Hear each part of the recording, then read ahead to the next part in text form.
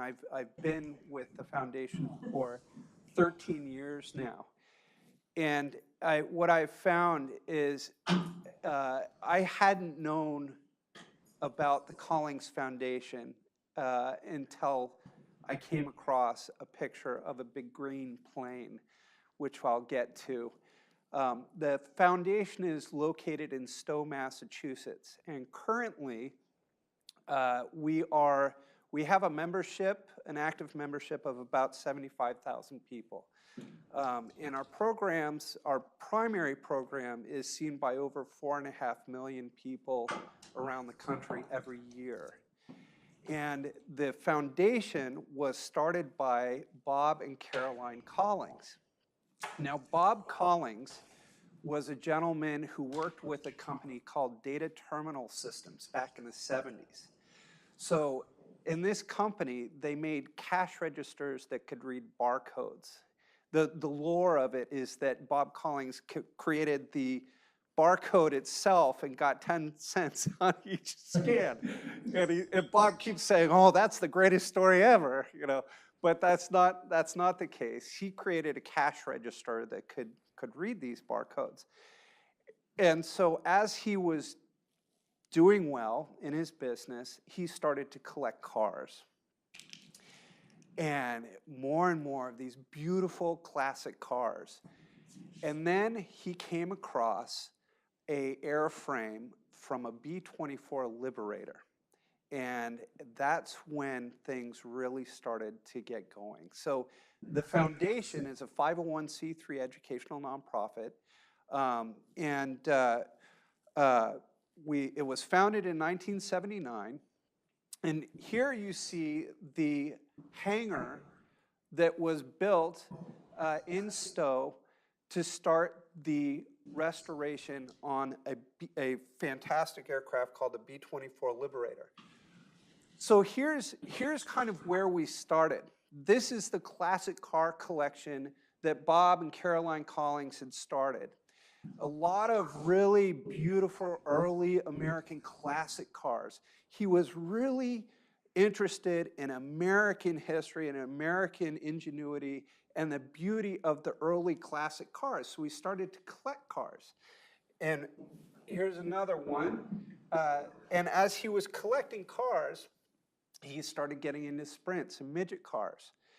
And at that point, he started to produce and put together living history events around turn of the century type of activities like ice cutting festivals and sleigh rides, metal forging, and also classic car rallies where all the classic cars would come out and operate. And that's the key to this foundation, is that what we do is we try and exhibit history as a means to better understand it. We want to envelop people in history in a tactile experience.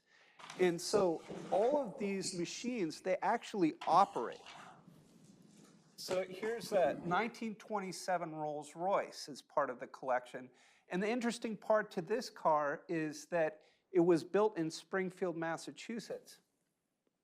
Same for this classic car. Here's a 1932 Duesenberg that was owned by Fred Duesenberg, still running. Here's a 1940 V16 Cadillac, and this was owned by Al Capone. He had this as one of two Cadillacs he owned after he got out of Alcatraz. And we run this car during a living history event, which is just a kick to see. And we'll talk more about that a little bit down the line. So this is kind of where we started with one of our largest programs, which is called the Wings of Freedom Tour. This is the fuselage of a B-24 Liberator. So this is a World War II heavy bomber. It's the most mass-produced aircraft in American history. Over 18,000 of these aircraft were made in the span of 4 years. So imagine you have one flying aircraft every hour. The phenomenal infrastructure needed to produce a plane like this is really emblematic of the industrial ingenuity of the United States when we entered World War II. So as Bob is starting with these living history programs and collecting cars and doing living history events, he had the opportunity to purchase this airframe. And he thought, well, we'll restore it to static condition and have it on display because there are none left. There's so few of them in the country that we'll have them as a memorial for our B-24 veterans and for our Army Air Corps veterans.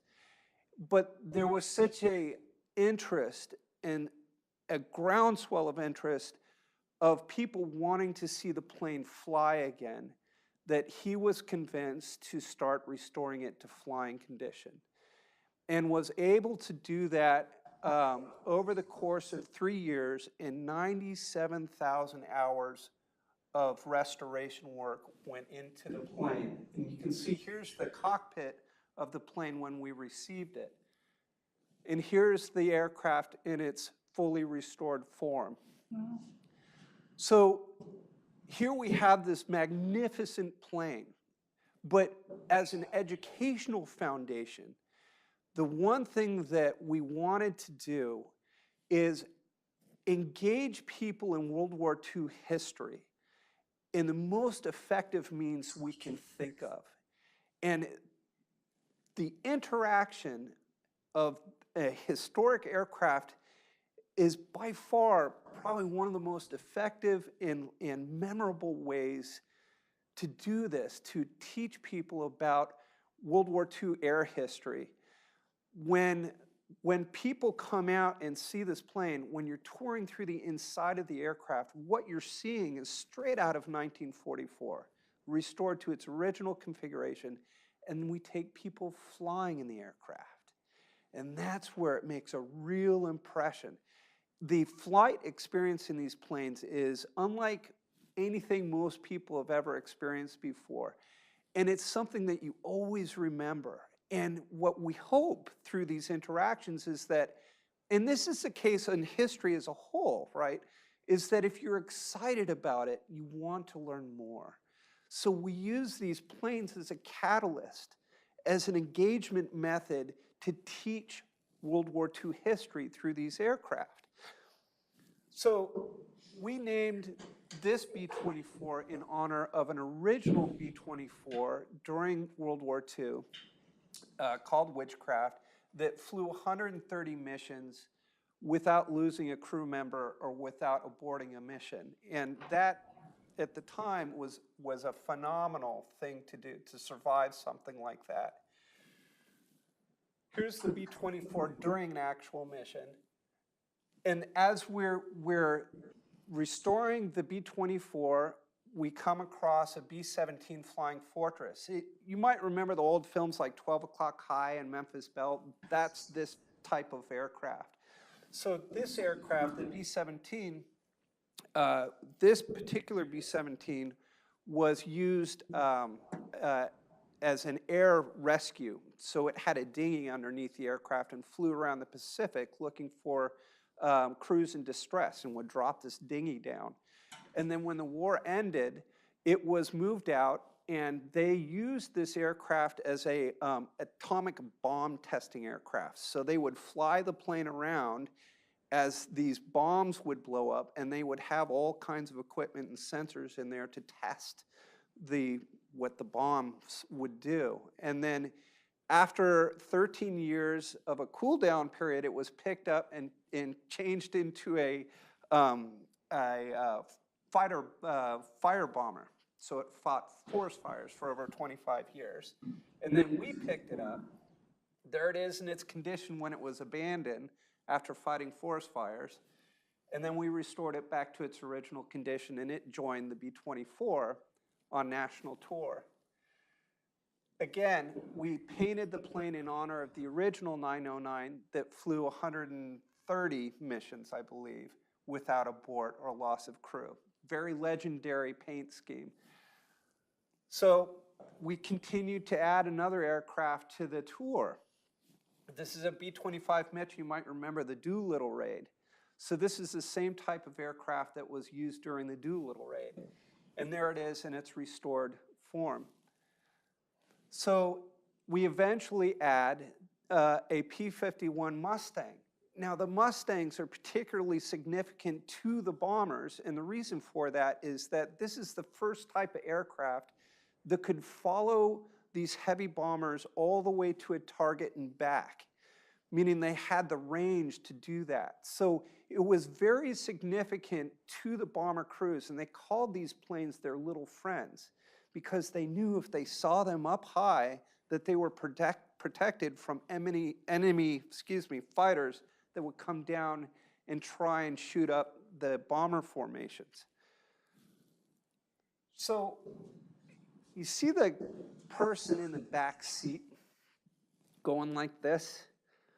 So this is one of the things that's kind of emblematic of the tour.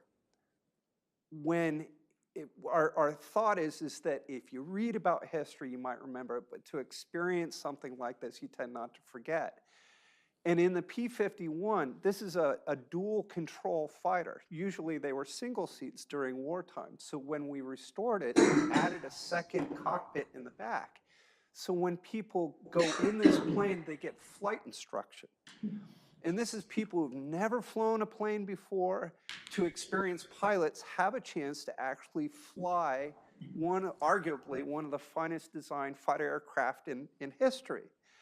And it is just an absolutely incredible experience. And this is a picture of a flyby during a flight training exercise in California. So there's the tour aircraft. So now we've been in operation with the Wings of Freedom tour. The tour currently visits about 110 cities across the United States every year. So we're in a city about every 3 days from January until November every year for the last 30 years. And while we're conducting this tour, we continue to collect aircraft.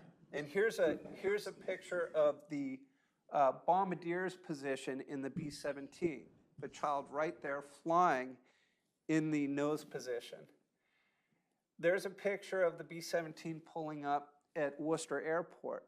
So it's a really popular way to teach people, to engage people in World War II history. It's kind of like a flying memorial. So you can see that this is gaining momentum, and as we're traveling around the country and engaging people in this history, there's Jay Leno, there's Dick Cole. Dick Cole is the co-pilot of Jim Doolittle during the Doolittle raid. So he comes out and he meets with people and talks about this history in front of the plane that the type of plane that he served in.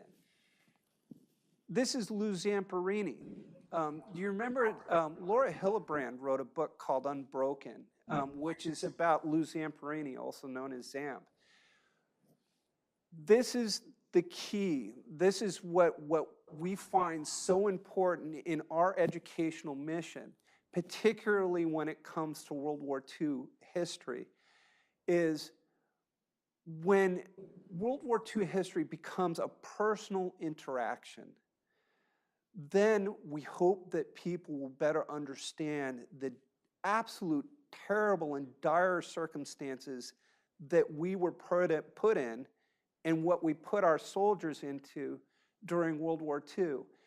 And when you have the chance to interact with veterans who actually served in the war in this kind of setting, makes that educational experience personal.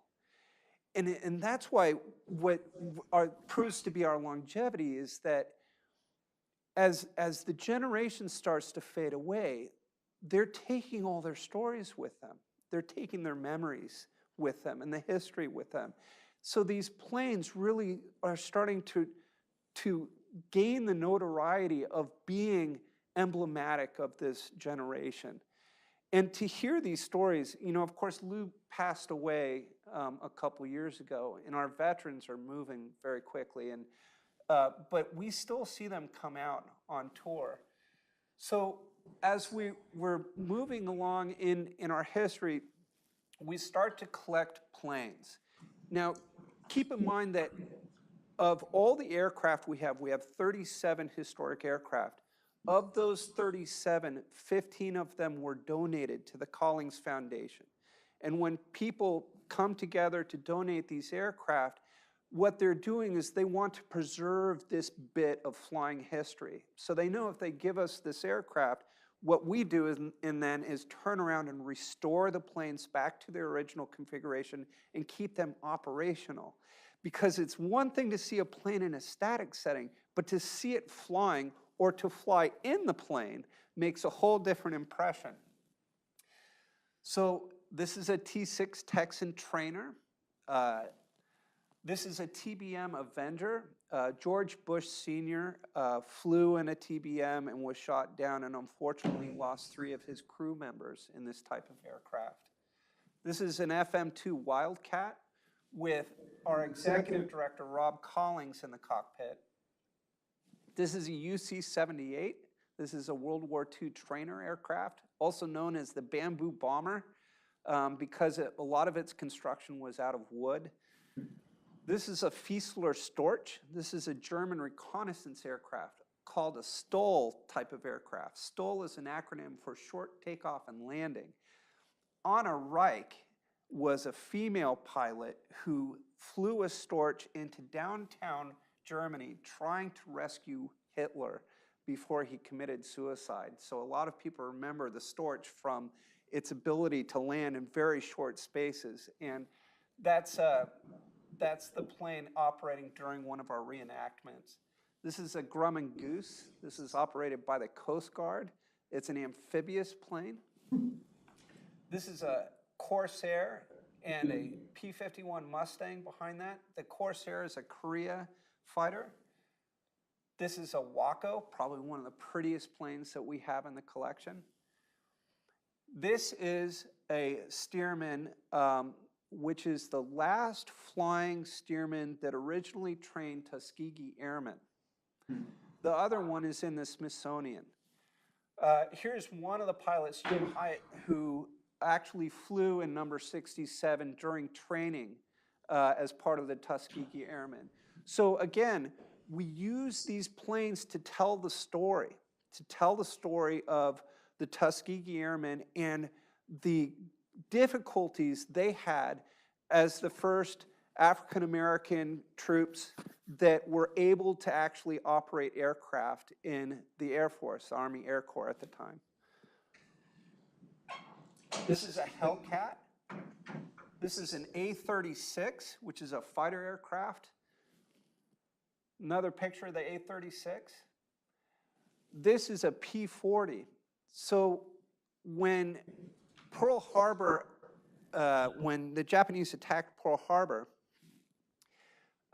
this plane was parked in a hangar and survived the attack, and is the only flying fighter that actually survived Pearl Harbor today. Here they are flying formation, kind of near the Quabbin Reservoir. This is an FW-190 that we're restoring. There's the P-51 again. This is a P-38. You might remember the P-38 is a very popular aircraft that was at Yamamoto, was shot down by a P-38. So again, when we have the aircraft out, we have people come and reenact as pilots and engage the public in telling the story of the P-38s. This is a Dora. This is an FW Dora, German plane. This is a Catalina.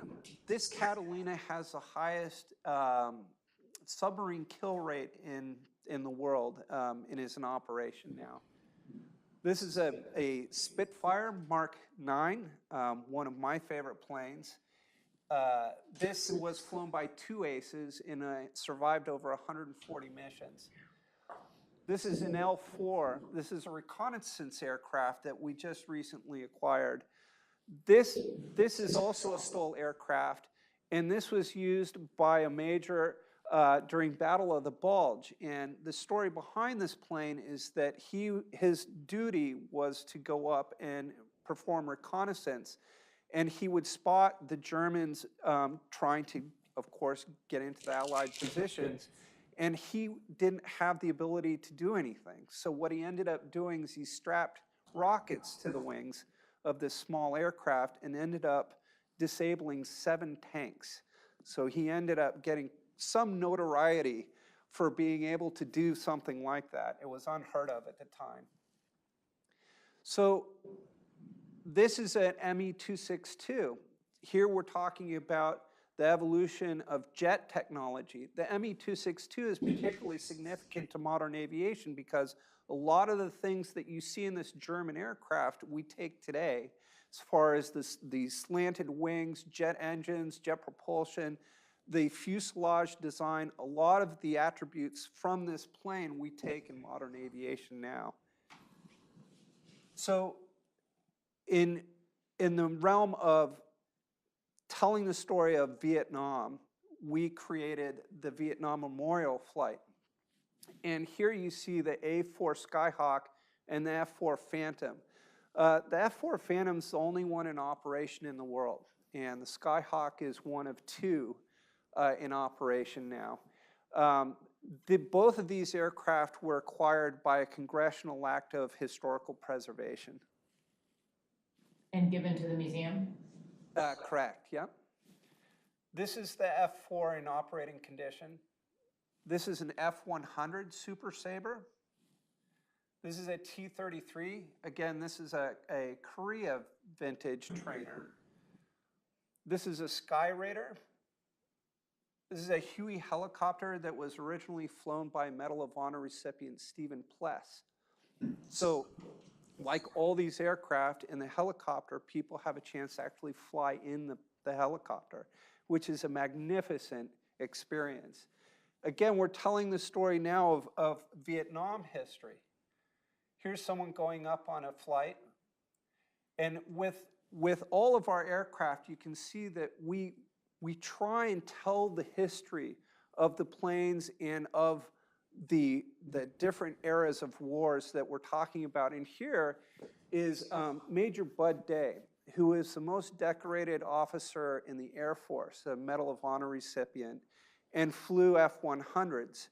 And when he was still alive, he was able to come out and fly in the plane that we painted in his markings. And that was a particularly significant moment for all of us. So we also operate early aviation as a means to tell the story of how aviation came to be. And here is a 1909 Curtiss Pusher. Here's a 1914 Curtiss Model F flying boat, the only one in the world, and the only one in the world, and of course now it's flying, which is quite a miraculous feat. And so as we're continuing to collect aircraft and tell the story of history through these planes, we have a small museum, and we have the planes, and we keep collecting artifacts to tell these stories, and we continue to do living history events to do the same. So here's Bob Collings with a group of folks talking about the Blériot. The Blériot is a 1909 Blériot. It's the oldest flying aircraft, one of the oldest flying aircraft in the United States. So what we like to do is we try and tell the stories of history in kind of what I look at as the finest form of edutainment. And in this picture, this is during an event called Race of the Century. So what we do is we pull out all the equipment from the late 1800s to the 1940s, and we illustrate the technological advancements in transportation technologies through a series of competing races. Because just like it is today, the better machine wins, right? The more efficient machine wins, the quicker, the one that is better as far as fuel or modes of power. So, of course, when we start, we talk about the earliest forms of transportation, which is 1's 2 feet, and of course, a stagecoach, a 1904 Franklin, and someone riding a bicycle, and we line them up, and we say, on your mark, get set, go, and they race, and whoever finishes the race goes to the next level of transportation technology advancements. And it's just a kick. And so here we keep going up the scale. So you can see that here's the race, the green flag goes, and they go around in a circle. But of course, we involve all means of transportation. Of course, the horse is a primary mode in the mid-1800s. So there they are racing around. And one of the last and most fantastic races is when we pull out the Blériot. And the great French aviator, Robert Collings, comes out, and we start up the Blériot, and the last-ditch effort for the horse. So the Pony Express comes out, and they race against the Blériot.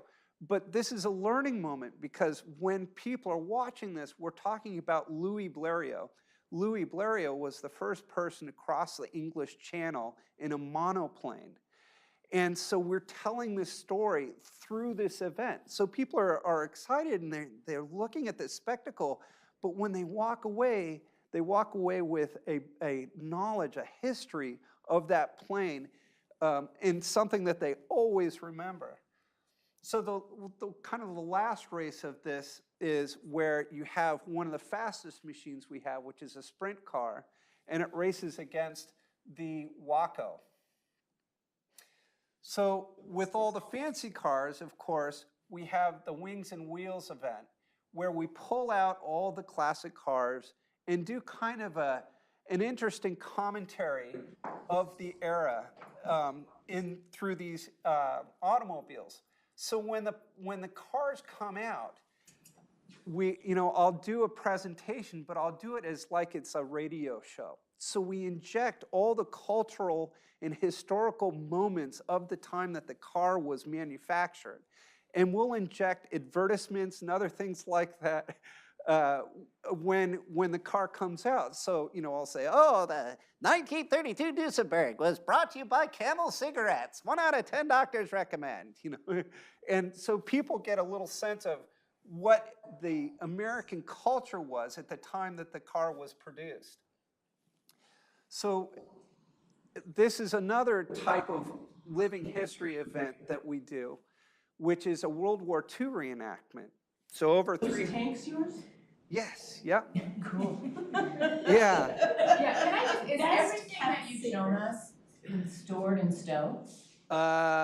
Yes, except for the planes, except for a lot of the planes, because a lot of the planes are out touring around, but we have 9 aircraft in Stowe, and then the others are spread around the country or out on tour. Oh yes, my wife. What, are we running out of time here? Oh, I have 15 more minutes? Oh, gad. Yeah, we're until 12:30. Okay, all right, so I'll move ahead. So we have a World War II reenactment that we host where over 350 reenactors come. Again, it's this interaction that we're doing with history. So people are walking around through the encampments, and when they come upon the soldiers, Germans, Italians, the Russians, the Americans, the British, the soldiers act as docents. So they're engaging people in what they're representing. And they're telling the history of either an individual or a battalion or a regiment. And so it's a very tactile way to engage people in this history. So you can see people dress up in costume. Here's a pastor doing prayers before the reenactment starts. There's the Germans. There's the Americans. Of course, the Germans are all full of pageantry, so here's a field inspection that happens just prior to the reenactment. Here's the Fieseler Storch going off on a reconnaissance mission to look for the Allied forces that are soon to come. There are the Allied forces doing the charge. And here, of course, that poor tank is blown up by an 88 cannon. Fictitiously, of course, but it's quite a spectacular sight. Here are the Germans trying to fend off the airfield to stop the Allies from advancing. Another reenactment shot. But the part that I look forward to the most is midday. We have World War II veterans come and talk with people about what they were doing during World War II. To hear it straight from someone like this makes a real impression on people. And we were lucky enough, this is Frank Curry. He is one of the last surviving Medal of Honor recipients from World War II. And he came to talk about what he did to receive that medal and how it affected him and what he feels about World War II now. And these sort of things really make a lasting impression on folks.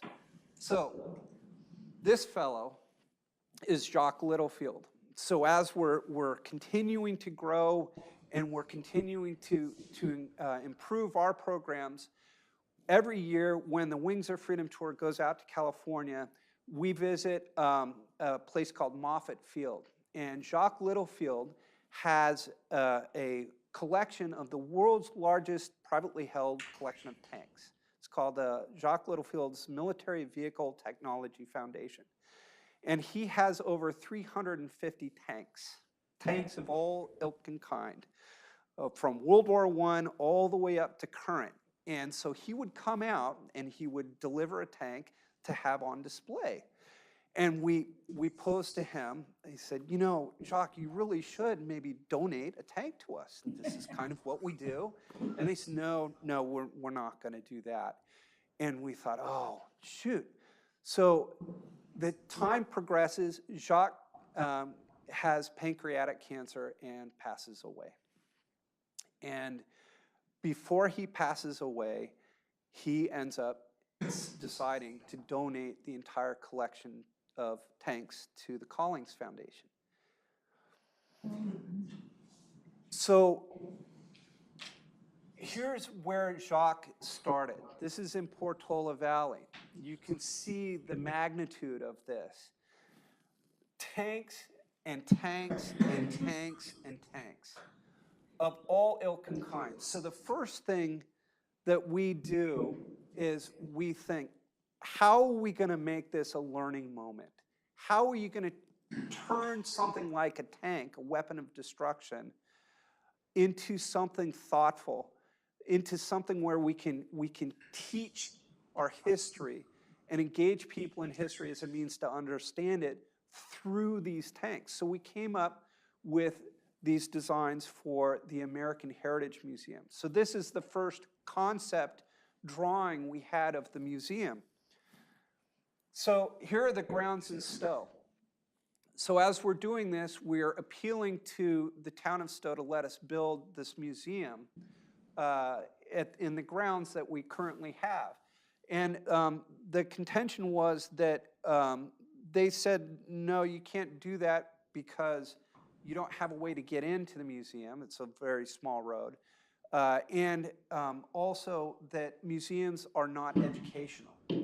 And therefore, the Dover Amendment doesn't apply, and they can restrict us that way. So we ended up getting a road, happens to be between two industrial parks. So we got a long road from Main Street Hudson into the grounds. So that was done. And then the town still contended that museums were still not educational, that there were certain criteria that had to be met for anything to be deemed educational. So they kept denying the permit until finally they relented and let us start building. So here we start construction. You can see the existing hangar where we started the B-24 in the background, and here's the new museum. So we're continuing to build. There's the road. Here's the foundations. Here we start. This is over the last 2 years. We're continuing to build. This is last winter. Pour the floor. There's the museum. Now we finished the museum. Now comes the real trick. How do you make this museum? What do you do with this collection? How do we make the most significant historical lesson through this collection? These are tanks. So it's hard to really capture that with just tanks. So what we ended up doing is we brought in more and more interesting artifacts, and the way that the museum's laid out basically tells the story of the American military and our veterans from the Revolutionary War up to current time in a chronologically laid out platform. So as you go through the museum, basically you go into a World War I trench, and you go into an exhibit called War Clouds, and then at that point, you're following the United States as it enters World War II through Europe, and then into the Pacific and onward, all the way up to current time. And in each exhibit tells the story of that particular phase of the United States military. So you can see we start in North Africa, we're going through Anzio, through Barbarossa, and then of course D-Day, and you get into Battle of the Bulge, and into the defense of the Reich, and then the Pacific War. So we started coming up with exhibit designs on how these things should lay out. Battle of the Bulge, how are people gonna perceive these exhibits? What's the story we're gonna tell? And here, again, we want to make it a tactile interaction. So we came up with one of the first exhibits is the World War I trench. So we'll get to that. So here's the trench. It's an envelopment in this environment. It's scary, there's a lot of noises, and you follow the story of Helen, who is a nurse, and you can hear her retell the story from her journal of her personal experiences during World War I, during this 7-minute performance. And it leads into this exhibit called War Clouds. So you're out of World War I and you're into 1930s. So we're talking about Europe and the Pacific in this time. So you have the rise of Nazism, fascism, Imperial China's going through China into the Pacific. And then at that point, this is when we officially enter World War II. And the first thing we do, of course, is the infrastructure with the industrial restructure of the United States as we enter World War II. And it continues on. Here's the main floor of the museum now.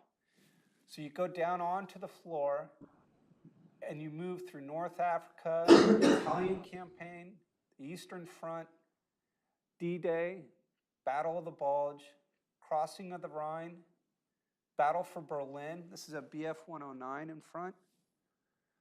Defense of the Reich, liberation, the Pacific War. Then you move on through the Pacific War into Korea. We have Korea, Vietnam, the Gulf War, only Scud missile launcher in North America, which is scary. And then the War on Terror. And this particular exhibit is the most significant for me personally, in that behind this 9/11 steel is an Abrams tank. This is the only one on public display in the world. And this is particularly significant because the crew that served in this tank hit an IED and lost its commander. And the original crew came to talk about the day that this happened. We're telling the story of our veterans. We want to get across to people that when our young men and women go to war, that it is a lasting thing. These things go with these veterans all through their lives. And it's as if it happened yesterday.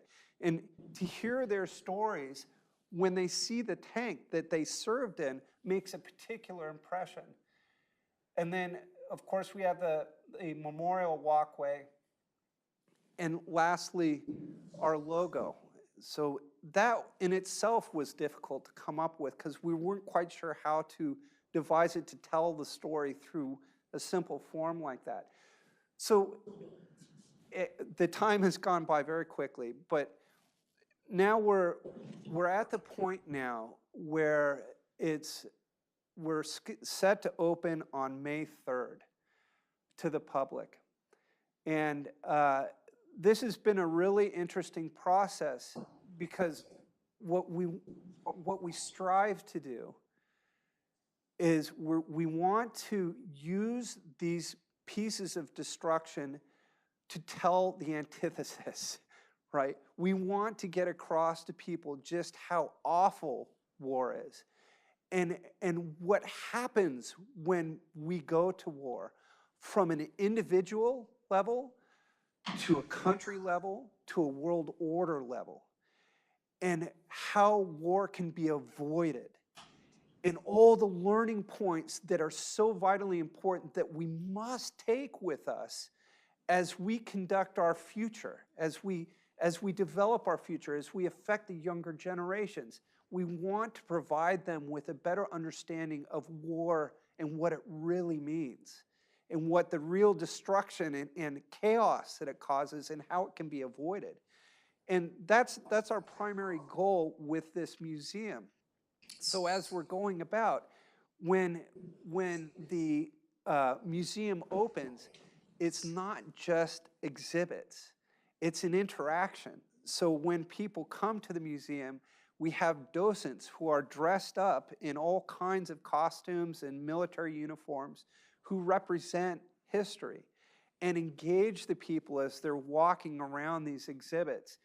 And we hope that people will be moved enough that they'll want to learn more. And that's kind of where we're at right now. And any questions from anyone?